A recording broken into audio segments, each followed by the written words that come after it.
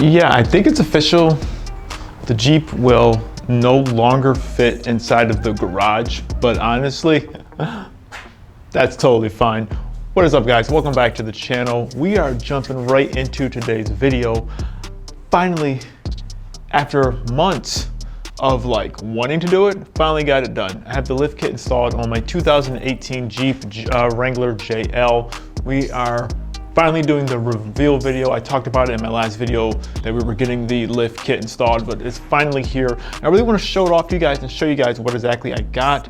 And yeah, so if you're interested in what this setup looks like, if you're looking to do a setup that's kind of similar, you guys can see what my setup looks like and you can, judge it based upon that. If you are new to my channel, hey, what's up? My name is Jeffrey. We do videos on my 2018 Jeep Wrangler JL alongside, well, there's always something going on the channel. If you can peek behind the Jeep, there's something else going on back there, but I'll do a reveal video on that later.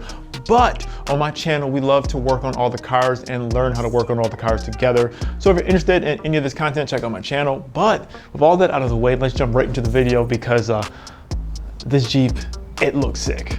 All right, guys, so this is the Jeep. This is the setup of what it looks like. This thing is, it's for sure big. Like I talked about in my last video, the kit that I have going on here is the Rubicon Express running on this is a 3.5-inch lift, and these are 35-inch tires. I am running the KO2s. Actually, I had before on a previous Jeep Grand Cherokee, and I love these tires. They're just really good.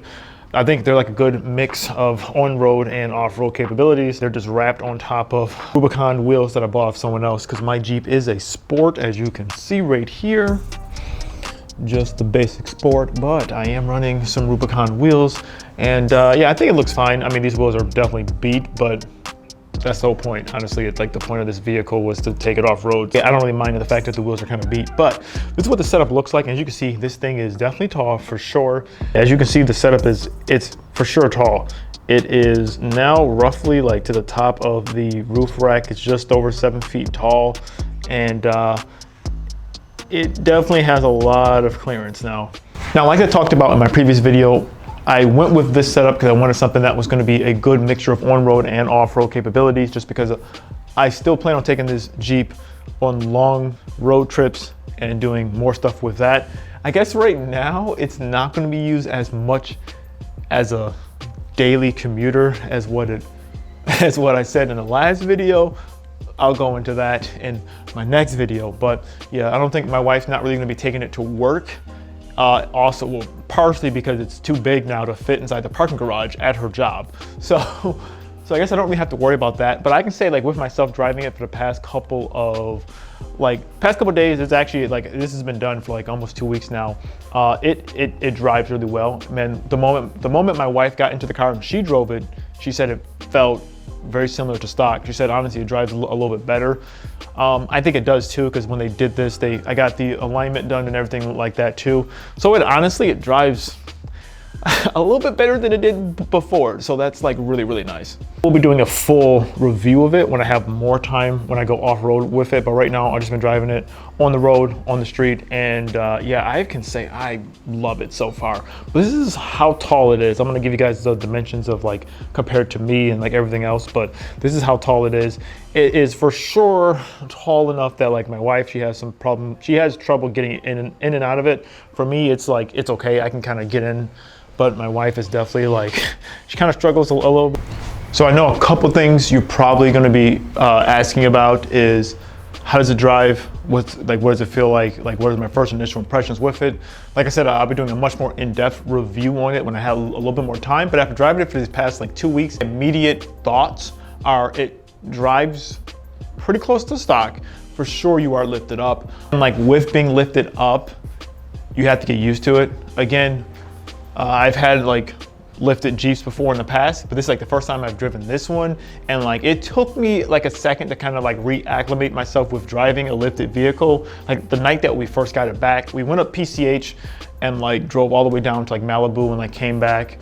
I think that like gave me a chance to really like get used to it, especially like we like went like at night, so I was able to kind of like, you know, just fill it out. Like at first I was like, ooh, it's kind of hard staying in the lane just because it felt like we were so tall up.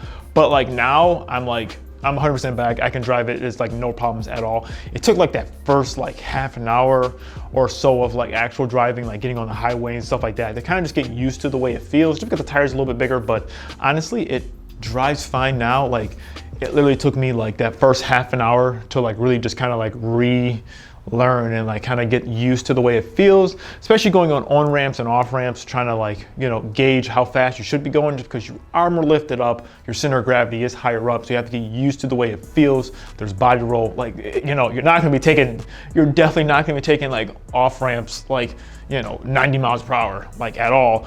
But once you get used to it again, it's totally fine.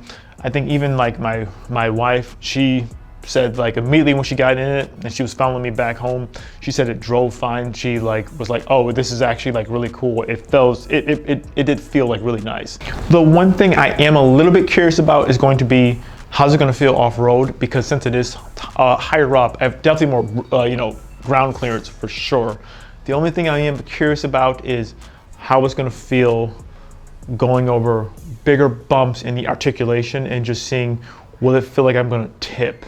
Because center of gravity is higher for sure, and I'm very curious to see how it's going to feel, because I can definitely feel the difference. Like I said, doing, you know, making sharp turns and stuff like that, I can definitely feel the body roll. I'm very curious to see how's it going to feel off-road. All right, now I really want to give you guys some perspective of how tall everything is, so you can kind of just see and gauge for yourself.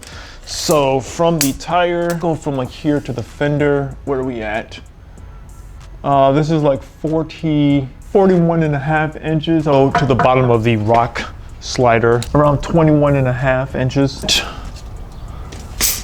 So about 51 inches. All right, even though I know the garage opener or the garage door is like kind of in the way, but just give you guys a perspective of how tall it is. So this is 70, this is like 6'5" to the top of here, up to the top of the roof. About 7'1". So it's pretty tall for sure. So yeah, so it's definitely pretty tall. If I were to take the roof rack off, I would lose a couple inches, so that would make it a little bit shorter. But like to the top of the actual Jeep, it's around like 6'5". So it's pretty tall. But yeah, so this is kind of my reveal video of the lift kit. I'm excited. I can't wait to take it off-roading. I can't wait to get more miles underneath the lift kit to really give you guys my true review of it and see like how it truly feels after some time. But at least like right now, my initial impressions is I really like the way it drives. I love the stance of it. I think it looks great, and overall I think it honestly helps the Jeep become like a better daily driver. I mean, I am losing some mileage, you know, just because it's just heavier, you know, and there's so much more unspring mass when you're actually starting and stopping. But I will say really quickly though, this 2-liter turbo, it feels fine. Like I was able to like pass on the highway still, like it still drives pretty similar. I haven't noticed like a big difference in like acceleration. I know that there is going to be some difference, but I haven't noticed it for myself. Especially, I mean, like, you know, it's a Jeep, it's not going to be like fast. I do love the fact that this 2-liter turbo is like so much more power than like the old 3.8 liters that were in the older JKs, the first generation. So to me, I'm like, this thing feels great. I don't want to do anything to it, like the motor wise, because I think it feels great the way it is. But if you guys want to see my review on this 2-liter turbo engine, check out this video right here, and we will see you guys in the next video. See ya.